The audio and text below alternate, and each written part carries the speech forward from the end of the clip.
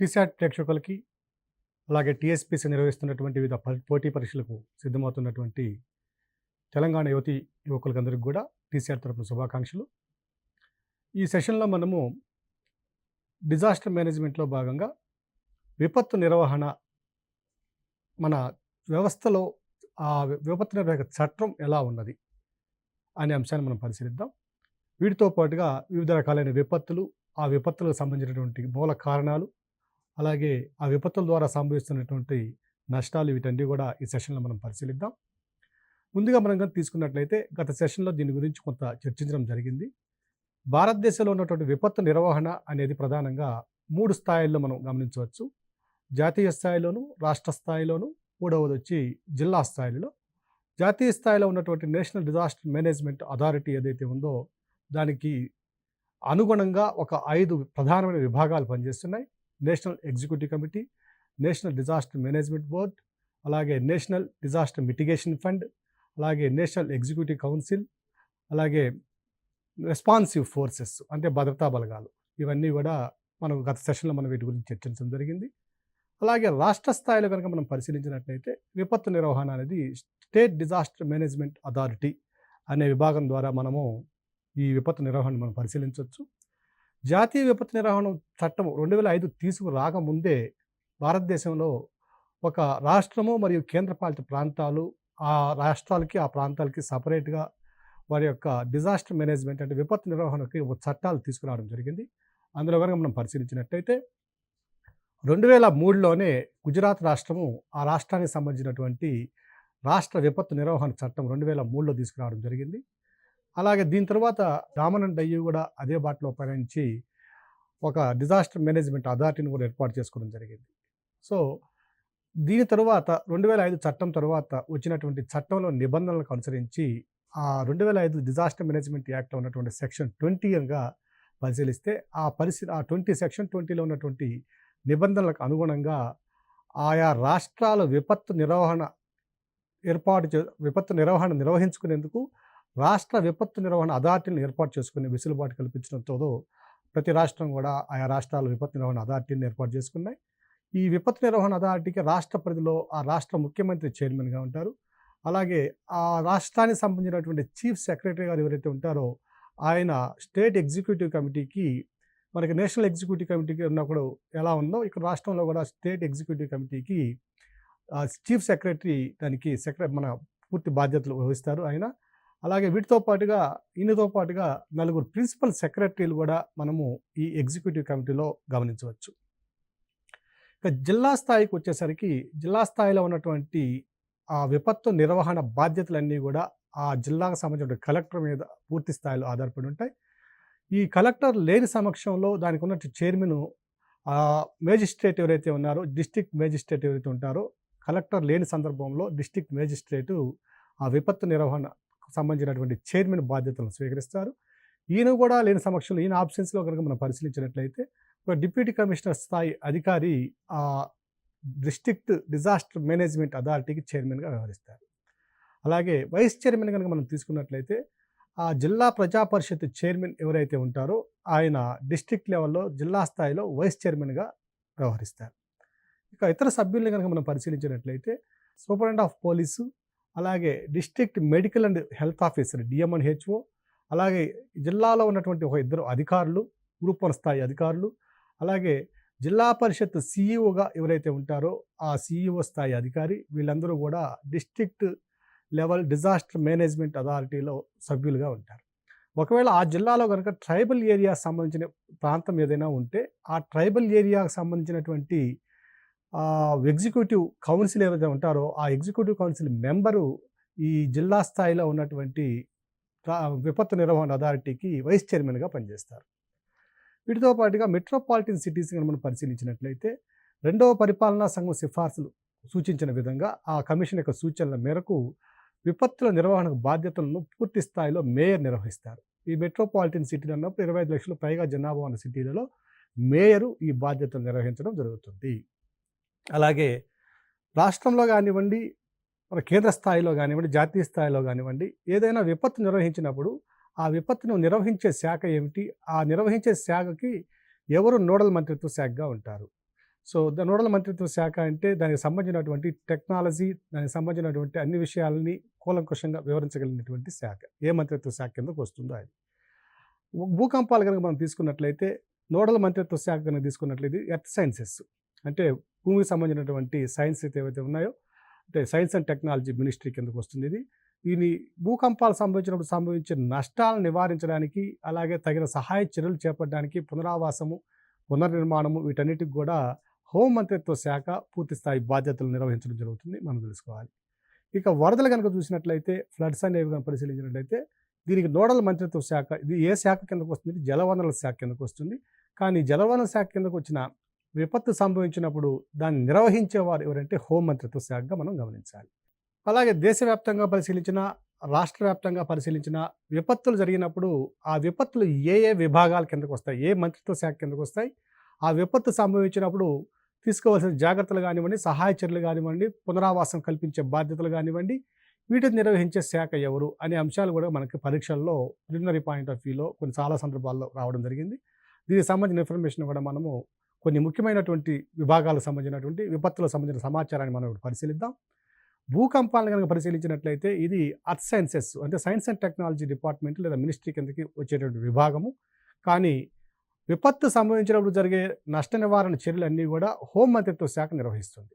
అలాగే వరదలు కనుక తీసుకున్నట్లయితే, ఫ్లడ్స్ని కనుక పరిశీలించినట్లయితే ఇది జలవనరుల శాఖ, అంటే వాటర్ రిసోర్సెస్ మినిస్ట్రీ కిందకు వస్తే, దీనికి సంబంధించినటువంటి విపత్తు నిర్వహణ, disaster management responsibilities will be taken by the home ministry. వీటితో పాటుగా మనము భూపాతాలు కనుక పరిశీలించినట్లయితే, అంటే ల్యాండ్ స్లైడ్స్ అనేవి మైనింగ్ సంబంధించినవి కాబట్టి ఇది గనుల శాఖ కిందకు వచ్చేటువంటి విభాగము.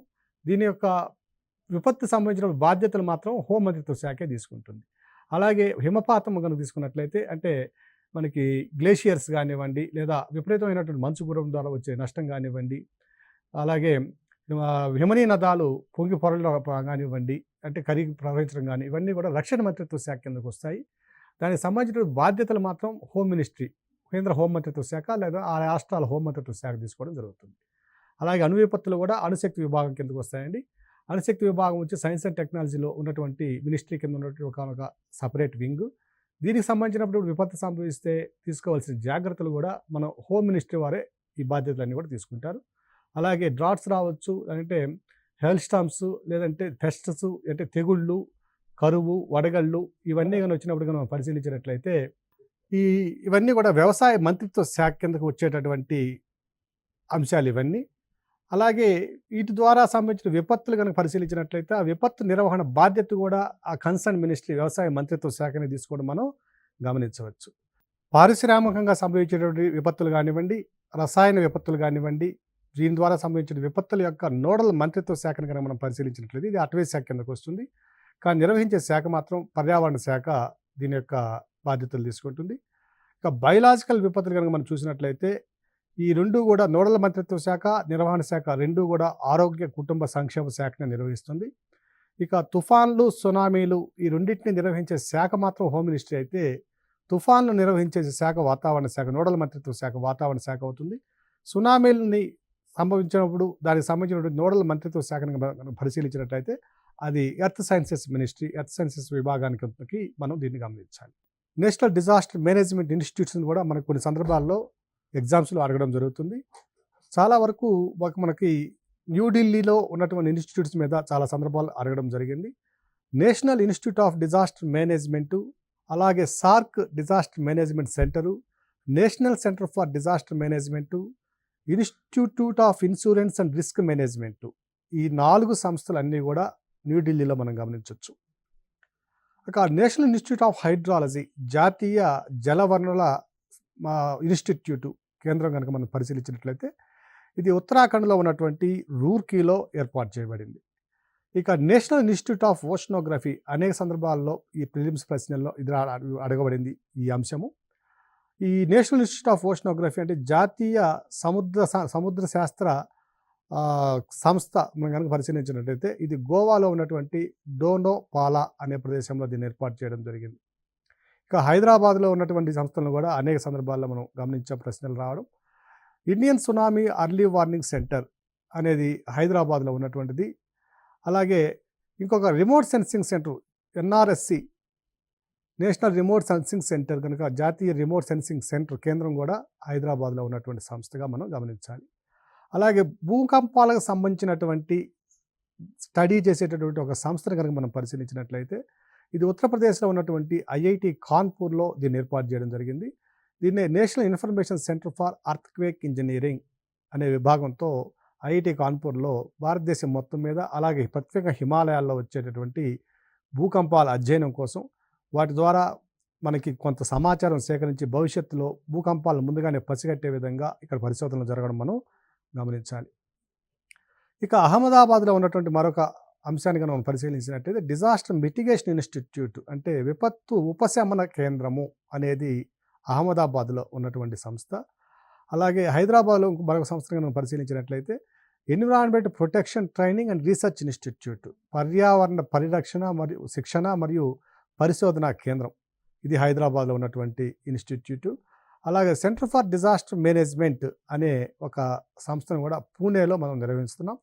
సో ఈ పూణే భారత వాతావరణ మంత్రిత్వ శాఖ కింద ఉన్నటువంటి భారత వాతావరణ కేంద్రం ఏదైతే ఉందో దానికి అనుబంధంగా సెంటర్ ఫర్ డిజాస్టర్ మేనేజ్మెంట్ కూడా ఇక్కడ తన విధుల్ని నిర్వహిస్తుంది. అలాగే భారతదేశంలో డిజాస్టర్ మేనేజ్మెంట్కి ఉన్నటువంటి చట్టంతో పాటుగా 2016లో మొట్టమొదటిసారిగా ఒక ప్లాన్ను కూడా విడుదల చేసింది భారత ప్రభుత్వం. సో 2016లో చేసినటువంటి ఈ ప్లాన్ని నేషనల్ డిజాస్టర్ మేనేజ్మెంట్ ప్లాన్ 2016 అని వ్యవహరిస్తారు. జాతీయ విపత్తు నిర్వహణ ప్లాను 2016. సో దీని యొక్క ప్రధాన ఉద్దేశం ఏమిటంటే Sendai framework for disaster risk reduction అనే ఒక ఫ్రేమ్వర్క్ అంతర్జాతీయ ఒక ఫ్రేమ్వర్క్ ఉంది. ఐక్యరాజ్య సమితిలో ఉన్నటువంటి సభ్య దేశాలన్నీ కూడా 2015 మార్చిలో జపాన్లోని సెండాయ్ అనే ప్రదేశం వద్ద ఆ ప్రాంతం వద్ద ఒక సదస్సును నిర్వహించి ఆ సదస్సులో తీసుకున్నటువంటి డిజాస్టర్ మేనేజ్మెంట్ నిబంధనలకు అనుగుణంగా అంటే విపత్తు నిర్వహణ తీసుకోవాల్సిన చర్యలు అంతర్జాతీయంగా ఏవైతే సూచించబడినాయో ఆ సూచనలకు అనుగుణంగా 2016లో నేషనల్ డిజాస్టర్ మేనేజ్మెంట్ ప్లాన్ అనేది ఇక్కడ ఏర్పాటు చేయడం మనం తీసుకురావడం జరిగింది. అలాగే 2015-2030 కాలం మధ్య కాలంలో కాన్ఫరెన్స్ ఆఫ్ పార్టీస్ 21లో జరిగినటువంటి ప్యారిస్ ఒప్పందం ప్రకారము అందులో ఉన్నటువంటి అంశాలను కూడా ఈ 2016లో ప్లాన్లో నేషనల్ డిజాస్టర్ మేనేజ్మెంట్ ప్లాన్లో పొందుపరచడం జరిగింది. సో 2015-2030 మధ్యకాలంలో దాదాపుగా విపత్తుల ద్వారా సంభవించిన నష్టాన్ని కనిష్ట స్థాయికి తీసుకురావడము అలాగే సుస్థిరాభివృద్ధిగా మనము అనేక ప్రయత్నాలు నిర్వహించడము అనేవి ఇందులో ప్రధానంగా ఉంటాయి. అలాగే సెండాయ్ ఫ్రేమ్వర్క్ కూడా మనకు దాని యొక్క లక్ష్యాన్ని కనుక మనం పరిశీలించినట్లయితే ఇది సుస్థిరాభివృద్ధిలో విపత్తులు తగ్గించడము అనేది ఒక కీలకమైన అంశంగా దీంట్లో పరిగణించబడింది. సో సుస్థిరాభివృద్ధిని సాధించడంలో విపత్తులను ఎంతవరకు తగ్గించగలమో అంత మేరకు తగ్గించినట్లయితే మనము 2015-2030 లోపల సుస్థిరాభివృద్ధి దిశగా మనము అడుగులు వేయగలము అనే విధంగా ఈ ప్లాన్లో చర్చించడం దాంట్లో పొందుపరచడం జరిగింది. అలాగే ఇంతకుముందు ఉన్నటువంటి అనేక ఒప్పందాల ప్రకారం సదస్సులలో తీసుకున్నటువంటి తీర్మానాల ప్రకారం కనుక మనం పరిశీలించినట్లయితే 2000 నాటికే ఒకసారి సుస్థిరాభివృద్ధి సాధించాలని మరొకసారి 2020 నాటికి సుస్థిరాభివృద్ధి సాధించాలని గోల్స్ పెట్టుకున్నప్పటికీ అది వీలు కాని సందర్భంలో ఈ సెండాయ్ ఫ్రేమ్వర్క్ అనేది మరింత ప్రాధాన్యత సంతరించుకున్నటువంటి అంశంగా మనం గమనించాలి. సో ఇవన్నీ కూడా భారతదేశంలో ఉన్నటువంటి విపత్తు నిర్వహణ వ్యవస్థలోని ప్రధాన అంశాలు. ఇక మనం విపత్తుల్లో మనకి సహజ విపత్తులు ఉన్నాయి, అలాగే మానవ ప్రేరిత విపత్తులు ఉన్నాయని మనం గమనించాం. ఈ విపత్తుల్లో ఒక్కొక్క దాన్ని మనం పరిశీలించుకుంటూ వస్తే భారతదేశంలో ఉన్న సహజ విపత్తుల్లో మనం మొట్టమొదటిగా పరిశీలించవలసింది భూకంపాలు. సో భూకంపాలు రావడానికి గల కారణాలు ఏమిటి అనేవి మనం చిన్నగా కొంచెం ఒక 2-3 పాయింట్స్లో విశ్లేషణ కనుక చేసుకున్నట్లయితే భూకంపాలు రావడానికి ప్రధాన కారణము భూమి లోపల ఉన్నటువంటి ఆ ప్లేట్స్ ఏవైతే ఉన్నాయో టెక్టానిక్ ప్లేట్స్ ఏవైతే ఉన్నాయో వాటి మధ్య వస్తున్నటువంటి సర్దుబాట్ల కారణంగా ఈ భూకంపాలు రావడానికి అవకాశం ఉంది. సో ఈ భూకంపాలు కనుక మనం పరిశీలించినట్లయితే ఇవి రావడానికి ప్రధాన కారణం పలకల సరిహద్దు ప్రాంతాలు. సో ఈ పలకల సరిహద్దు ప్రాంతాలు కనుక మనం పరిశీలించినట్లయితే 3 రకాల పలకల సరిహద్దులు మనం గమనించవచ్చు. సో ఈ 3 రకాల సరిహద్దులు ఉన్నటువంటి ప్రాంతాలను మనం కనుక చూసినట్లయితే ఇది కొన్ని డైవర్జెంట్ ప్లేట్ బౌండరీస్, కొన్ని కాన్వర్జెంట్ ప్లేట్ బౌండరీస్, కొన్ని ట్రాన్స్ఫార్మ్ ప్లేట్ బౌండరీస్ ఉండడం జరుగుతుంది. సో 2 ప్లేట్స్ కనుక ఒకదానికొకటి వ్యతిరేకంగా దిశల్లో ప్రయాణిస్తూ ఉంటే అభిముఖ దిశలో ప్రయాణిస్తూ ఉంటే ఇవి 2 నెట్టుకోవడం వల్ల ఏమవుతుందంటే ఒక ప్లేట్ కిందకి జరగడము, అంటే అధిక సాంద్రత కలిగిన ప్లేట్ కిందకెళ్ళి అల్ప సాంద్రత కలిగిన ప్లేట్ పైకొస్తుంది. సో, ఇదొక సడన్ మూవ్‌మెంట్‌గా జరగడం వల్ల కొన్ని ట్రిలియన్‌ల వాట్ల శక్తి ఒకేసారి విడుదల కావడం వల్ల ఆ శక్తి అంతా కూడా తరంగాల రూపంలో పైకి రావడం జరుగుతుంది. సో, ఒక భూకంపం అనేది దాదాపుగా 100 కిలోమీటర్ల లోపల వరకు నాభి కలిగి ఉన్నట్లయితే దాని ద్వారా సంభవించే భూకంపం అనేది తీవ్రమైన నష్టాన్ని కలిగించడానికి అవకాశం ఉంటుంది. సో, ప్రధాన కారణం ఏమిటంటే భూకంపాలు రావడానికి కారణం పలకల సరిహద్దు ప్రాంతాల్లో అభిసరణమైనా చెందాలి, అపసరణమైనా చెందాలి, లేదా ఒకదానిపై ఒకటి జారుతూ అయినా ఉండాలి. ట్రాన్స్‌ఫార్మ్ బౌండరీస్ అయినా ఉండాలి. ఇటువంటి సందర్భాల్లో మనకి భూకంపాలు రావడానికి అవకాశం ఉంది. సో, ఇటువంటి భూకంపాలు భారతదేశంలో ఉన్నటువంటి ప్రాంతాలు కనుక మనం పరిశీలించినట్లయితే మొత్తం 35 రాష్ట్రాలు మరియు కేంద్రపాలిత ప్రాంతాలు, ఇప్పుడు కనుక తీసుకుంటే 36 కేంద్రపాలిత ప్రాంతాలు రాష్ట్రాలు కనుక పరిశీలించినట్లయితే 27 లేదా 28 భౌగోళిక ప్రాంతాల్లో రాష్ట్రాలు మరియు కేంద్రపాలిత ప్రాంతాలలో మనకి భూకంపాలు రావడానికి అవకాశం ఉన్నట్లుగా మనం గమనిస్తున్నాం. 35 రాష్ట్రాలు మరియు ప్రాంతాలు అనే అంశాన్ని పరిశీలించినట్లయితే జమ్మూ కాశ్మీర్‌ని ఒక రాష్ట్రంగా కనుక పరిగణించినట్లయితే 35 అవుతుంది. లేదంటే 2 కేంద్రపాలిత ప్రాంతాలు తీసుకుంటే 36 అవుతుందనే అంశాన్ని అభ్యర్థులు గమనించాలి. ఇక భారతదేశంలో బాగా విపత్తులు అంటే భూకంపానికి సంబంధించిన విపత్తులు తీవ్రంగా సంభవించేటువంటి ప్రాంతాన్ని కనుక మనం పరిశీలించినట్లయితే హిమాలయ ప్రాంతం. అనేక సందర్భాల్లో జియోగ్రఫీలో కూడా ఈ భూకంపాలు సంభవించగల కారణం ఏమిటనే అంశాన్ని మనం పరిశీలించున్నాం. మరొకసారి కనుక పరిశీలించినట్లయితే హిమాలయ ప్రాంతాల్లో ఉన్నటువంటి ఈ ప్రాంతంలో ఇది ద్వీపకల్ప భారతదేశ ప్రాంతము, ఇది ఉత్తర భారతదేశ ప్రాంతము లేదా ఆసియా ప్లేటు. ఈ రెండు కూడా ఒకదానితో ఒకటి ఢీకొని ఉండడం వల్ల ఈ ప్రాంతం అంతా కూడా ఒక సరిహద్దు భౌగోళిక ప్రాంతంగా, అంటే ప్లేట్ టెక్టానిక్స్‌కి సంబంధించినటువంటి ఒక కాన్వర్జింగ్ ప్లేట్ బౌండరీ కావడం వల్ల ఈ ప్రాంతంలో ఎప్పుడూ కూడా భూమి లోపల ఉన్నటువంటి ఆస్తనోస్ఫియర్‌లో ఉన్నటువంటి కదలికల వల్ల, అంటే ప్లేట్ టెక్టానిక్స్ వల్ల ఇక్కడ ఎప్పుడూ కూడా ప్లేట్స్ మూవ్ అవుతూ ఉండడం వల్ల అనేక సందర్భాల్లో ఇక్కడ శక్తి అకస్మాత్తుగా రిలీజ్ కావడం వల్ల, విడుదల కావడం వల్ల భూకంపాలు సంభవించడానికి అవకాశం ఎక్కువగా ఉంది. ఈ భూకంపాలు సంబంధించిన రాష్ట్రాలను కూడా మనం పరిశీలించినట్లయితే హిమాచల్ ప్రదేశ్, ఉత్తరాఖండ్, జమ్మూ కాశ్మీరు, అలాగే సిక్కిము, నేపాలు, అరుణాచల్ ప్రదేశ్, ఈ ప్రాంతాల్లో మనకి భూకంపాలు ఎక్కువగా సంభవించడానికి అవకాశం ఉంది. ఇక భారతదేశంలో ఉన్నటువంటి భూకంప తీవ్రతను కనుక మనం పరిశీలించినట్లయితే మనకి భూకంప తీవ్రతలను మనం 5 రకాలుగా వర్గీకరించుకుంటే అందులో zone 1, zone 2, zone 3, zone 4, zone 5 అని 5 రకాలుగా మనము జోన్లను వర్గీకరించుకున్నాం. జోన్ 5 అనేది అత్యంత తీవ్రత కలిగినటువంటి భూకంపాలు సంభవించే ప్రాంతంగా మనం గమనించాలి. సో, అటువంటి ప్రదేశాలు కూడా భారతదేశంలో మనం గమనించవచ్చు. జోన్ 5 ఉన్న ప్రాంతాలను కనుక మనం పరిశీలించినట్లయితే ఇవి ప్రధానంగా హిమాలయ ప్రాంతాల్లో ఉన్నటువంటి ఇప్పుడు చెప్పుకునే రాష్ట్రాలు ఏవైతే ఉన్నాయో వాటిలో జోన్ 5 ప్రాంతాలు మనం గమనించవచ్చు. అలాగే భారతదేశంలో ఉన్నటువంటి మొత్తం భౌగోళిక ప్రాంతాన్ని కనుక మనం పరిశీలించినట్లయితే 58.6 భౌగోళిక ప్రాంతము భూభాగము మధ్యస్థ నుంచి తీవ్రత ఎక్కువ కలిగినటువంటి భూకంపాలు ఏర్పడడానికి అవకాశం ఉన్నటువంటి ప్రాంతాలుగా గుర్తించబడింది. ఈ పాయింట్ గుర్తుపెట్టుకోండి. 58.6% భూభాగము భారతదేశంలో భూకంపాలు సంభవించడానికి అనుకూలంగా ఉన్న ప్రాంతం. ఇక భారతదేశంలో ఉన్నటువంటి మొత్తం భౌగోళిక ప్రాంతాల్లో ఏ జోన్స్‌లో ఎక్కువగా ఉందంటే ఎక్కువ భాగం వచ్చి 2వ జోను, 3వ జోను భూకంప తీవ్రత కలిగినటువంటి ప్రాంతాల్లో ఉంది. ఇక హైదరాబాద్ రాష్ట్రం, మనం తెలుసు తెలంగాణ ప్రాంతాన్ని తీసుకున్నట్లయితే హైదరాబాదు 2వ జోన్‌లో ఉంది. అంటే తీవ్రత తక్కువ కలిగినటువంటి ప్రాంతం ఇక్కడ. ఇక జోన్ 5 ప్రాంతాలు మనం ఇంతకుముందు చెప్పుకున్నట్టుగా ఈ మన హిమాలయ పర్వతాలు కలిగిన రాష్ట్రాలతో పాటు మరొక భౌగోళిక ప్రాంతం కూడా ఇక్కడ మనం గమనించాలి. అది అండమాన్ అండ్ నికోబార్ దీవుల ప్రాంతము. ఇక భారతదేశంలో ఉన్నటువంటి ఈ భూకంపాలను గమనించడానికి మనం ఎటువంటి చర్యలను తీసుకుంటున్నాం, ముందస్తుగా మనం వాటిని గమనించి వాటి నుంచి రక్షణ పొందడానికి ఎటువంటి చర్యలు తీసుకుంటున్నాం అనే అంశాన్ని మనం పరిశీలించినట్లయితే చెన్నైలో ఉన్నటువంటి స్ట్రక్చరల్ ఇంజనీరింగ్ రీసెర్చ్ సెంటర్ వారు, ఈ ఇన్స్టిట్యూట్ వచ్చి council of scientific and industrial research విభాగం కింద పనిచేస్తుంది. సిఎస్ఐఆర్ కింద పనిచేస్తుంది. Council of scientific and industrial research CSIR కింద ఇది పనిచేయడం జరుగుతుంది. సో, సిఎస్ఐఆర్ కింద పనిచేసేటటువంటి ఈ structural engineering and research centre వారు ఒక పరికరాన్ని ఈ మధ్యనే, ఒక టెక్నాలజికల్ సిస్టమ్ని జర్మనీ నుంచి కొనుగోలు చేయడం జరిగింది. So, early earthquake warning and security system అనే ఒక ఈ టెక్నాలజీ మనం జర్మనీ నుంచి కొనుగోలు చేసి దాన్ని ఈ మధ్యనే ఈ చెన్నైలో ఉన్నటువంటి స్ట్రక్చరల్ ఇంజనీరింగ్ రీసెర్చ్ సెంటర్లో నిర్వహించి అక్కడ నిర్వహణ చేస్తున్నాం. దీని ద్వారా మనకి భూకంపాలను పరిశోధించడానికి ముందుగా మనం వాటిని ఎస్టిమేషన్ వేయడానికి, గమనించడానికి కూడా అవకాశం ఉంటుందనే అంశాన్ని పరిశీలనలో ఉంది ఇప్పటికి కూడా.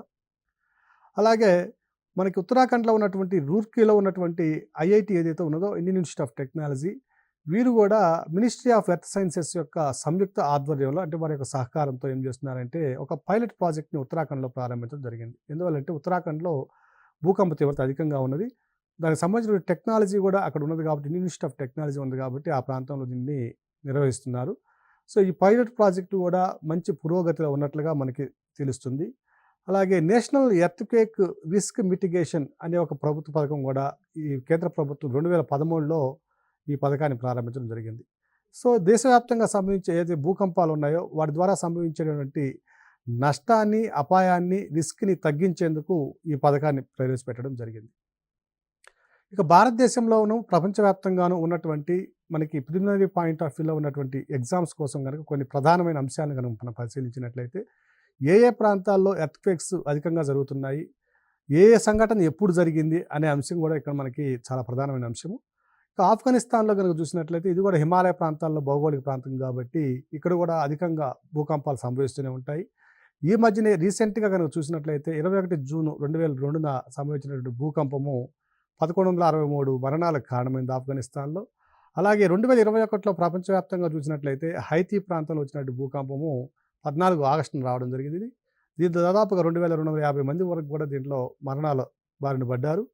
అలాగే 2018లో సెప్టెంబర్లో జరిగినటువంటి ఒక ఇండోనేషియాలో సంభవించినటువంటి భూకంపం, దాని ద్వారా వచ్చినటువంటి సునామీ, ఈ రెండిటి కలయిక ద్వారా వచ్చినటువంటి విపత్తు ద్వారా 4340 మంది మరణాలు ఇక్కడ చోటు చేసుకోవడం జరిగింది.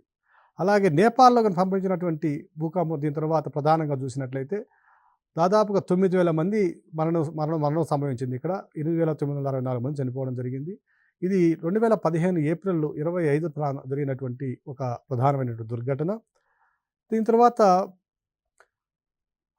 తొహోకు ఎర్త్‌క్వేక్ ఇది ఇదొచ్చి జపాన్‌లో ఉన్నటువంటి ప్రాంతము. చాలా కీలకమైన ప్రాంతము. అణు విద్యుత్ కేంద్రం ఉన్నటువంటి ప్రాంతం ఇక్కడ. తొహోకు అనే ప్రాంతంలో 11 మార్చి 2011న జరిగినటువంటి సంఘటన. ఇదే ఫుకుషిమా సంఘటన అని కూడా అంటారు దీన్ని. దాదాపుగా 21,000 మంది ఒక 2 రోజుల్లోనే చనిపోవడం జరిగింది. చాలా చాలా భయంకరమైన ప్రమాదమైన దుర్ఘటన ఇది. 11th మార్చి 2011 సంభవించిన ఘటన ఇది. దీని తర్వాత చూసినట్లయితే సిచువాన్ ఎర్త్‌క్వేక్ ఇది చైనాలో ఉన్నటువంటి ప్రావిన్స్ ప్రాంతము. చైనాలో ఉన్నటువంటి పశ్చిమ వాయువ్య ప్రాంతంలో ఉన్న సిచువాన్ ప్రాంతము. ఇది 12 మే 2008 సంభవించినటువంటి సంఘటన.